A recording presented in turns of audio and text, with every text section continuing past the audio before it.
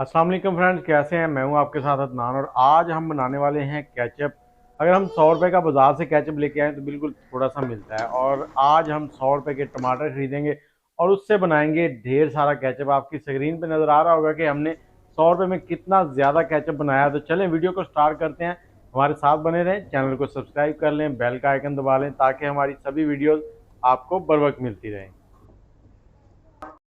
तो यहाँ पर हमने 100 रुपये के टमाटर ले लिए हैं। ये टमाटर आजकल बहुत ही सस्ते हैं, सिर्फ 100 रुपये में मिले हैं।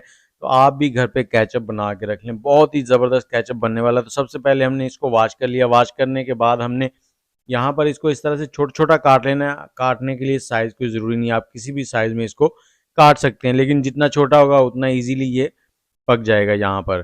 तो जैसे ही टमाटर सारे कट जाएंगे तो तब हम इसमें थोड़ी सी चीज़ें और डालेंगे जो इसके टेस्ट में चार चांद लगा देंगी, जिसमें थोड़ा सा अदरक है, 1 इंच।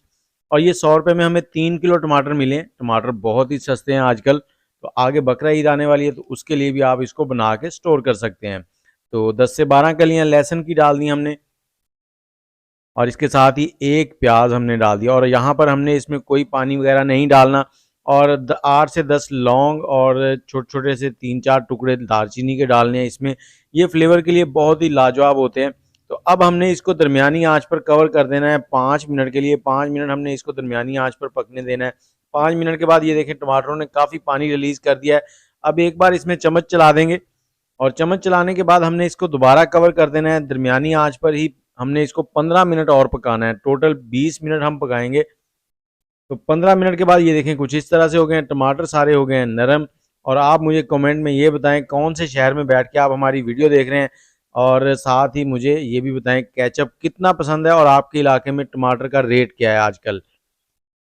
अब हम जूसर लेंगे। अगर आपके पास प्लास्टिक जूसर हो तो आप इसको ठंडा करके फिर पेस्ट बनाएं, और अगर आपके पास मेटल या शीशे का जूसर हो तो आप इसको गरम गरम को भी पेस्ट बना सकते हैं। तो मेरे पास शीशे का जग था जो अच्छी क्वालिटी का, तो मैंने फ़ौरन ही इससे पेस्ट बना लिया। और पेस्ट बनाने के बाद यहाँ पर हमने 2 से 3 मिनट जूसर को चलाना है, तो ये बिल्कुल बारीक पेस्ट बन जाएगा इसका।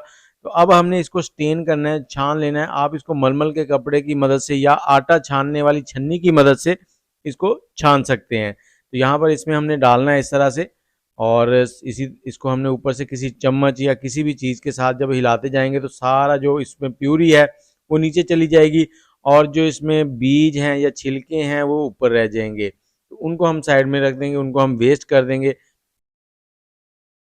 इसी तरह से हमने सारे टमाटर जो हैं उनका पेस्ट बना के उनको हमने इस तरह से छान लेना है, और उसके बाद चलेंगे अगले स्टेप की तरफ। लेकिन उससे पहले आप हमारे चैनल को सब्सक्राइब कर दें, बेल का आइकन दबा लें ताकि हमारी सभी वीडियोस आपको बर वक्त मिलती रहें। ये देखिए कितनी ज़बरदस्त किस्म की प्यूरी हमारे पास आ गई है, जिसमें कोई छिलका नहीं है, कोई बीज नहीं है, बिल्कुल साफ शफाफ सी प्यूरी। अब हमने इसको पकाना है, लेकिन पकाने से पहले हम इसमें थोड़े से मसाले डालेंगे, जिसमें हमारे पास हस्बे जायका नमक है, 1 चाय का चम्मच हमने डाला है। और इसके साथ ही हमने कश्मीरी लाल मिर्च डाली है। ये कलर के लिए, आप इसको डालना चाहें तो ऐड कर लें, नहीं तो रहने दें। और उसके बाद कुटी हुई लाल मिर्च हमने 1 चम्मच डाल दी है। ये जो चीज़ें ये आप हस्बे जायका कम ज़्यादा कर सकते हैं। अब हमने यहाँ पर काली मिर्च डाल दी है थोड़ी सी, आधा चाय का चम्मच। और इसके बाद हमने सोडियम बेंजोएट डालना है, ये 2 ग्राम डालना है। ये इसको ख़राब होने से बचाता है, इसकी शेल्फ लाइफ जो है उसको बढ़ा देता है। 6 महीने तक आप इसको रख सकते हैं। और उसके बाद 1 चम्मच हमने धनिया पाउडर डाल दिया इसमें। अब इसको मिक्स कर देंगे और दरमियानी आंच पर हम इसको पकाएंगे। अब हमने इसको पकाना है, और पकाने के साथ ही इसमें हम थोड़ा सा सिरका डालेंगे, 2 से 3 टेबलस्पून। और उसके साथ ही हमने 100 से 150 ग्राम चीनी डालनी है, उससे इसकी मिठास जो है वो कंट्रोल हो जाएगी। शुगर जो है यहाँ पर हमने 100 से 150 ग्राम डालनी है। आप हस्बे जायका इसको चेक करके कम ज़्यादा कर सकते हैं। लेकिन आज का जो केचप है ना, ये बहुत ही लाजवाब बनने वाला है। 100 रुपये में अगर बाजार से केचप खरीदें तो बिल्कुल थोड़ा सा छोटा पैकेट मिलता है 1 पाव का, और यहाँ पर हम 100 रुपये में तकरीबन 1 किलो से ज़्यादा ही केचप बना लेंगे। तो अब हमने इसको थोड़ा सा टेस्ट करना है। जैसे ही ये पकना शुरू हो जाएगा, इसको प्लेट में ऐसे डालेंगे तो आपने चेक करना है ये पानी तो नहीं छोड़ रहा। और ये देखें यहाँ पर ये पानी बिल्कुल नहीं छोड़ रहा, तो इसका मतलब केचप हमारा रेडी है। लेकिन ये थोड़ा सा पतला है, हम इसको थोड़ा सा ठीक करना चाहेंगे तो मैं इसे थोड़ी देर और पकाऊंगा, लेकिन इस लेवल पे भी वो बिल्कुल रेडी है। तो थोड़ी देर और पकाएंगे, जैसे ही ये थोड़ा सा गाढ़ा हो जाएगा तो फिर इसको एक बार चेक कर लेंगे।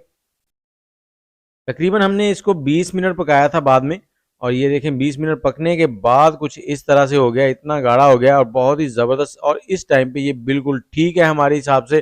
तो इस हिसाब से आपने इसको चूल्हे को ऑफ कर देना है और इसने ठंडा होने के बाद थोड़ा सा और भी थिक हो जाना है। तो चूल्हे को यहाँ पे ऑफ कर देंगे, इसको ठंडा होने देंगे। ठंडा होने के बाद अगले स्टेप की तरफ चलेंगे और मैं आपको बताता हूँ कि कैसे आप इसको महीनों तक स्टोर कर सकते हैं। और जैसे ये ठंडा हो जाएगा तो उसके बाद आपने कोई भी कंटेनर लेना है जिसके अंदर पानी वगैरह ना हो, अच्छे से साफ करके धो के खुश्क कर लेना है उसको और उसके बाद उस कंटेनर में डाल दें। अब ये आपका केचप हो गया है रेडी, बहुत ही लाजवाब किस्म का। अब मेहमान आए तो आप उनको बिला झिझक, बच्चे बड़े सबको ये केचप इजीली दे सकते हैं घर में बना के। देखिए हमने 100 रुपये में कितना ज़्यादा केचप बना लिया है। तो आप भी घर पे बना के ज़रूर रखें। मुझे इजाज़त दें, दुआओं में याद रखें। अल्लाह हाफिज़।